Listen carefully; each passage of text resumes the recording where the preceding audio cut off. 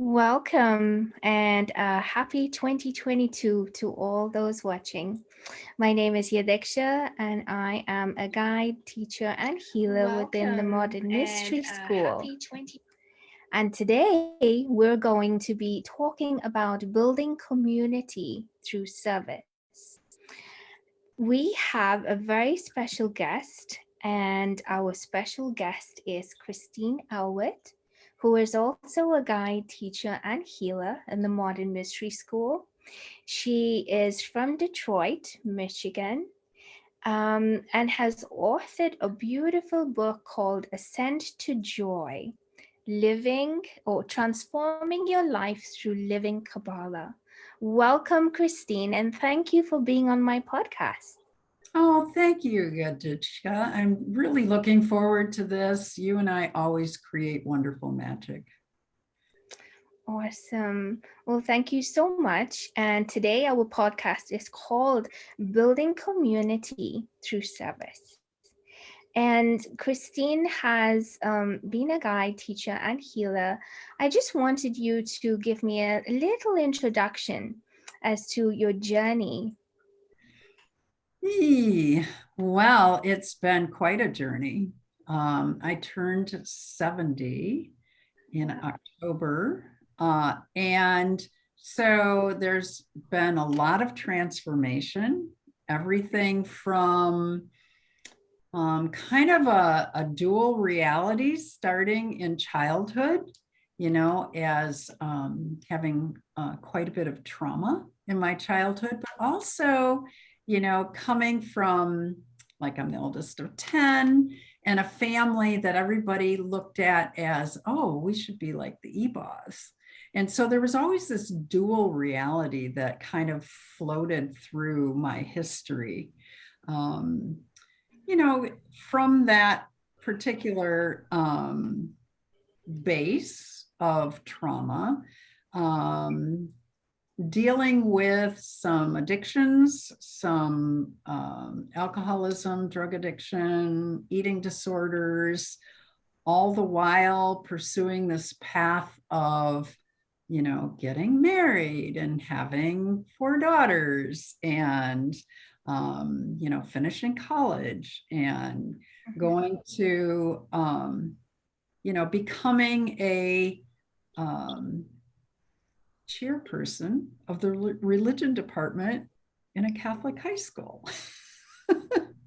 and from there, having experiences that led me to becoming a psychologist for 26 years, and my spiritual journey always being very eventful, and just loving life or not, depending on where it was in the journey, right?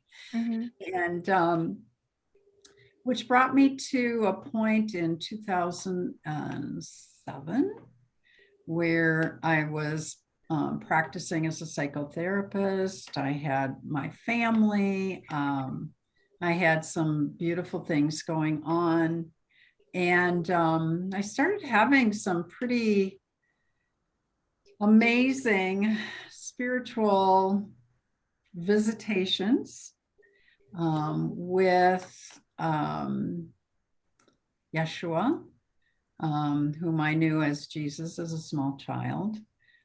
These visitations occurred over a course of 2 or 3 years, actually about 2.5 years.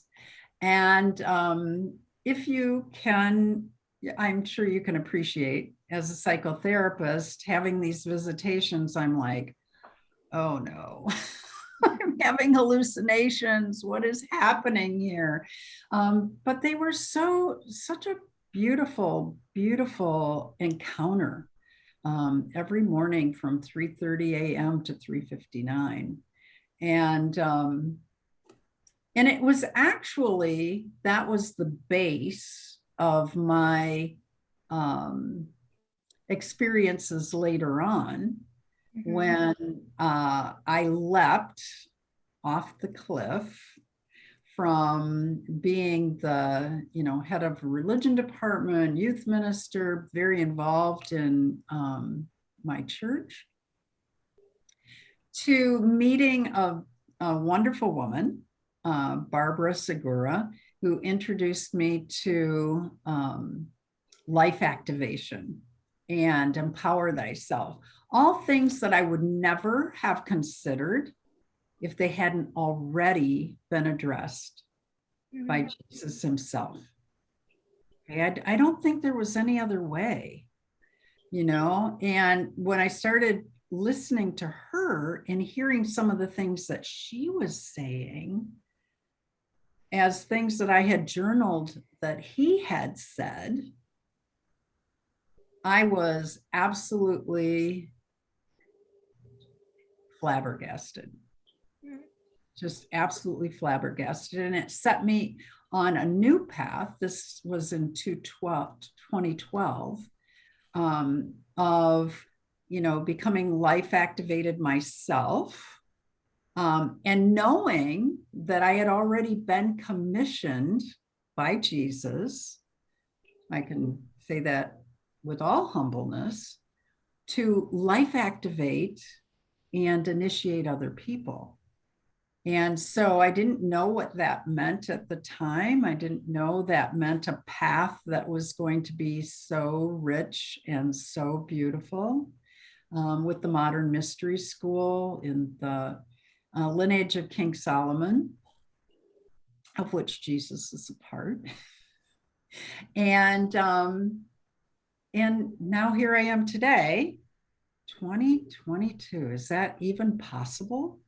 So is that even possible?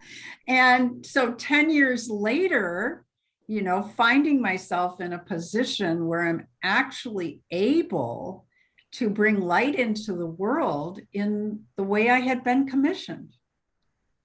So that's a thumbnail sketch. There's a whole lot more in my book that you can find. Yes, which I've just read, and there's an in-depth journey of Christine Elwart, which is really something, truly something that's a beautiful part of how she shares about how she came onto the path of progression and how she really wanted to help and share with others what she had experienced. So it's an amazing book, and I've just read it, and of course, it's available on Amazon. Is it? That's where I got mine from. Yeah, and she shares about her journey and how her journey got her to where she is today. What inspired you to write this book, Ascent to Joy? Transform your life through living Kabbalah. What inspired you to do that? Okay, so this is one of those stories that is part of my reality. Mm-hmm. I was going through Kabbalah study. We do a Kabbalah study that's 10 months long. And I had set as one of my tangible, measurable results, or TMRs, to transition my psychological practice to a full-time guide and spiritual life coach, teacher, healer. So I had set the goal, and I had some very specific things that I would have 15 clients a week that were as a guide, as a spiritual coach. And we were about, let's see, I want to say 5 or 6 months into Kabbalah. And I looked at my planner and I realized that I actually had accomplished my goal. My tangible, measurable result was there. And I was so excited. I was like, oh my gosh, this happened almost effortlessly. I mean, not without effort, but it was pretty amazing. And I can just remember just saying, oh my gosh, my tangible, measurable result. Mm-hmm. And then I had very quickly come in the message, what about our tangible, measurable result? I'm like, what is your tangible, measurable result? And I heard, write a book. All right. So, Yadiksha, that's not on my bucket list. It was not on my bucket list. It wasn't anything I intended to do. And I'm going, write a book. Write a book about what? And I wasn't that sassy, but and I heard about Kapala. I said, but I'm not a Kabbalah scholar. I am, but I'm not an expert in any way, shape, or form. And they're like, no, no, no, no, no. Your experience of living Kabbalah. Mm. And that's where it all started. And those first couple of months, it was just like downloads. I just was writing and writing. So I set aside a time. I looked up, well, what do writers do? Okay, they set aside a time. So, 5:30 to 6:30 in the morning, set aside that time, and it just started to flow. And that is the beauty of initiation, right? And activation. Yes, definitely. And even within that, in that second, I had started to write it. So when we had our final ascension, so like the graduation ceremony for Kabbalah, I was reading, I said, so here's my new TMR. And so I was reading to them some of the excerpts from the book. And another woman in our study came up to me at lunch and she said, I want to be your editor. She said, my tangible, measurable result is to be an editor. I'm like, what? And indeed, this beautiful woman, Heather DeRocher, was my editor and manifested, like within a month's time, a publisher, April O'Leary. So it was like, it was amazing. So what a beautiful journey. Yeah. And I want to come back to community. And this podcast is about interviewing guides all over the world, and each guide has a piece to share with community and building community. So when it comes to community, what does community mean for you? Well, first of all, community has always been very, very important to me. And in a variety of ways, whether it was working for the Catholic Church or, being part of a recovering community, because I'm a recovered drug addict and alcoholic and yada, yada. So wherever I went, it was really important for me to connect with other people. And so community, for me, is people agreeing to come together for growth, for healing, for joy, for pure joy. And that's what it's always meant to me. Yeah. I just didn't always have the words for it. Yeah. Yeah. Beautiful. How do you envision your community? Very, very diverse.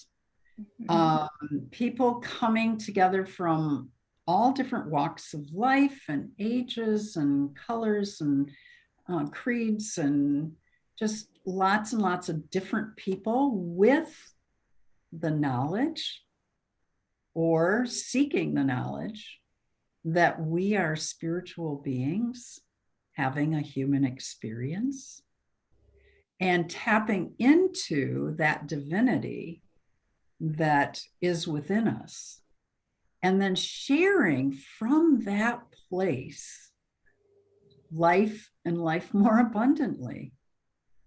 One of the prayers that I say on a daily basis is, to have abundant health, wealth, family, and friends, and the time to enjoy all these things.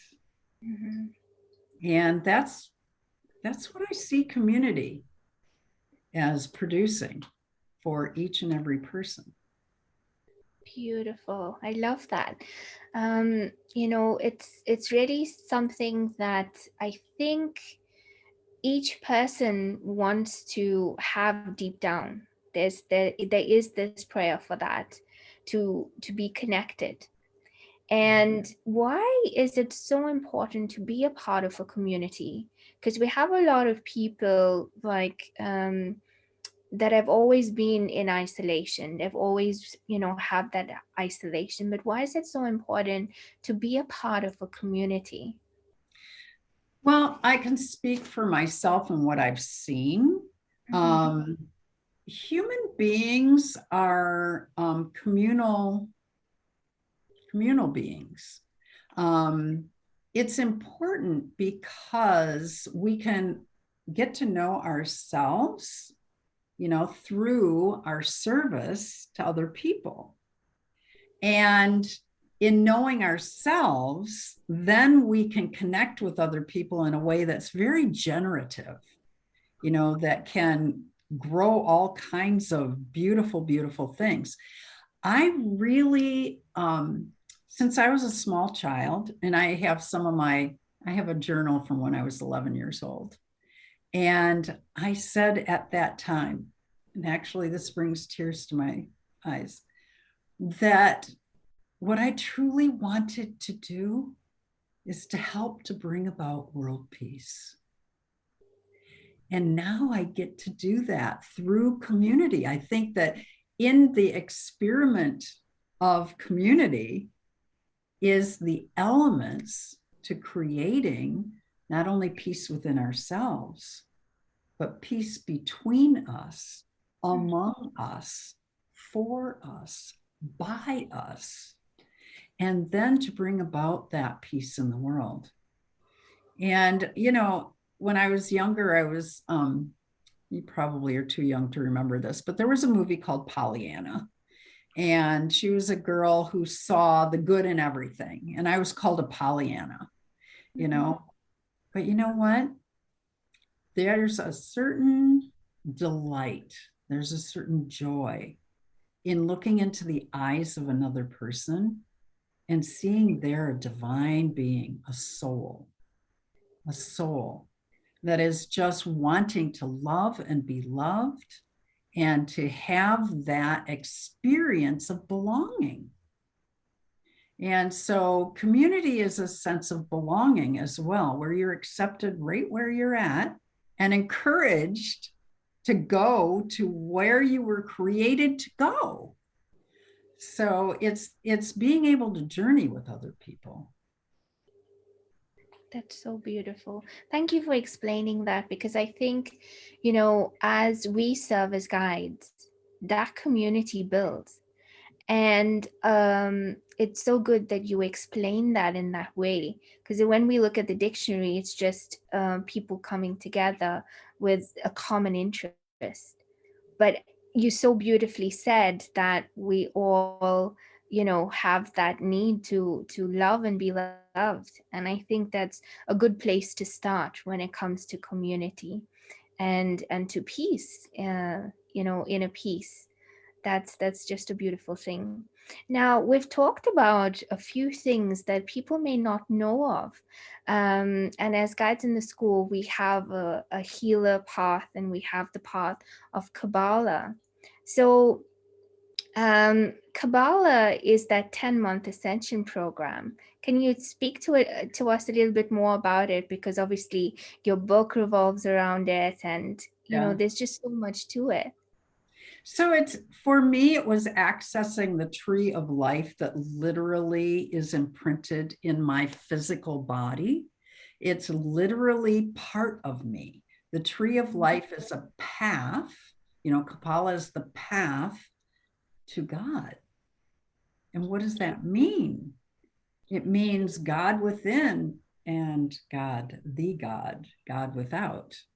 And so Kabbalah is a wonderful way of truly getting to know ourselves and starting to get in touch with those hidden parts of ourselves in the unconscious, those unresolved conflicts, those emotions and feelings that we may, recycle.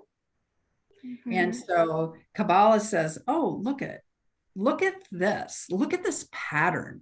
Look at this, process that, and in igniting the tree of life within us, there is an energy that is very hard to explain unless you experience it. Those ascensions that we go through, those 4 different times that we, I'm going to say, raise our vibration, move to a different place in our journey, is amazing. Amazing. Here's somebody who never intended to write a book, writing a book. Here's somebody who never intended to leave her psychological practice to do something different, doing that. Here is somebody who lived from a trauma base, had a difficulty with the emotional, that suck, and hoed the mental, and really weighing in heavily with the emotional. How does it happen that in Kabbalah, those things suddenly balance themselves after years and years of hard work and therapy and growth programs and so on and so forth? And then in one ascension experience, having that shift so that now I can be in the world in a calmer, more peaceful, more mindful way. To me, that's a miracle. That's magic. That's magic. So, yeah. Thank you for sharing that. It's something that is so beautifully expressed in your book as well, and it's just something truly to experience. It is. So my next question to you is, what are the key features of community? Key features of community: acceptance, love, the love of God, personal responsibility. I think that's a big one, and it's one that's missing a lot in our cultures today, at least in the American culture. That's missing. But there's also in that personal responsibility some interesting knowledge, okay, that we can learn in community. You know how when people come together, there are times when sparks fly, and maybe not in a good way. We call them, in the psychological community, we call them triggers. Okay, so those triggers, I think, in community, by taking personal responsibility, we can learn that those triggers are opportunities to look at places that are unhealed in ourselves, or they're windows into the unconscious, which is the repository of all our unresolved traumas, et cetera, et cetera.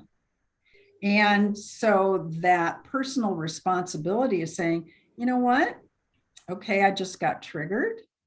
I'm going to look at that. I'm going to see what I need to do to resolve that. And then looking at the person that triggered us as our teacher, as our healer. And then coming together, and when each person has that perspective, then the less than pleasant interactions, transactions that we have with people take on a whole different meaning, And actually, that's I think, one of the keys to world peace and inner peace. Yeah, you just said what I was going to say. I think that is so important for one to recognize. and to be present in that acceptance of who we are, and come from that place that whoever might trigger us is not a place for anything but to see the beauty of that light of what's there, so Yes. that we can be better. You And know, yeah. yes. And so, I get to experience that ongoing. I've been married to my absolutely fabulous husband for 48 years. And I get to experience on a regular basis the presence of somebody in my life who can trigger me and then is willing to be healer. And the most important part of that is that when we can't do this, so imagine sacred geometry, triangle, here's my partner, here's me, here's creator, okay? And imagine when there are times when our energy, which could come like this, goes like that. Okay, we have other options. And in our personal responsibility, we can go this way, and we can meet at that apex, that point of creation, and to look into each other's eyes and say, this is a God, this is a goddess, this is a divine being. What is the way through this? How do we transform this? So, yeah, learned a lot in these Amazing. years. I love that. I really love that. And I think that a lot of people can learn a lot from that, and take that, into consideration when they are being triggered, which is amazing. So our last and final message is, what is your message to the people watching this video? Oh, God. You know, I've learned so much, and I really feel that these years have given me some wisdom because I've experienced so much of life, and intensely, because I tend to be an intense person. But the message that I would say to people is, you have a compass in your life that's going to take you to where you want to be. It's a compass of joy. What brings joy to your life? Too often, we follow the compass of stress, and that is not going to get us to where we want to be. It's going to keep us stuck. But if you follow that path that is joyful, and really, really nurture that, and make that your way of life. Wake up in the morning. What is going to bring joy to my life and joy to others? And that's what I would really encourage people. If there is one thing that you let guide you, let joy and the pursuit of joy guide you. Beautiful. Thank you. Thank you so much for that last message. It's been an honor to have you on my podcast, Building Community Through Service. You have given us so much of beauty and so much tips that we can all use in our daily lives. So thank you so much for that. And I hope Thank to you for have you having back me. again. So Christine Elwart is based in Michigan, Detroit, and she is a guide teacher and healer in that area. She's also a spiritual life coach. So if you want to get in touch with her, we'll put her details below. Thank you so much, Christine. And yes, have a beautiful new year. Oh, you too. Much love to you. Much love to you Thank all. you. Yeah. Bye bye. Bye.